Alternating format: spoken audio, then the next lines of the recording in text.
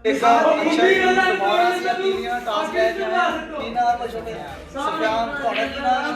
ਸ਼ਬਾਜ਼ ਅੱਛਾ ਦਿੱਲੀ ਨੇ ਅਸੀਂ 10 ਰੁਪਏ ਟਾਈਮ 1 ਮਿੰਟ ਦਾ ਆ ਟਾਈਮਰ ਵੇਖ ਲਓ ਤੇ ਹੁਣ ਟਾਈਮ ਸ਼ੁਰੂ ਕਰਨ ਲੱਗੇ ਆ ਜੀ ਜਿੰਨੀਆਂ ਤੀਰੀਆਂ ਸਾਲਾਂ ਦੇ ਇੰਨੇ ਰੁਪਏ ਦੇ ਦਿੱਲੀ ਪਿੱਛੇ 10 ਰੁਪਏ ਠੀਕ ਹੈ ਆ ਟਾਈਮ ਸਟਾਰਟ ਹੋ ਗਿਆ चलो शुरू करो जी टाइम स्टार्ट है शुरू करो शुरू करो शुरू करो शुरू करो शुरू करो शुरू करो हिम्मत नाल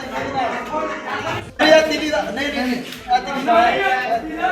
पता नहीं साड़ना पड़ जा की कर ओ ठीक है यार रखी जान दे रखी जान दे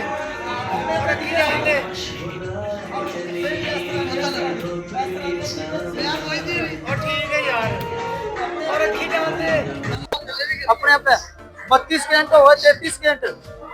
35 सेकंड 37 सेकंड 40 सेकंड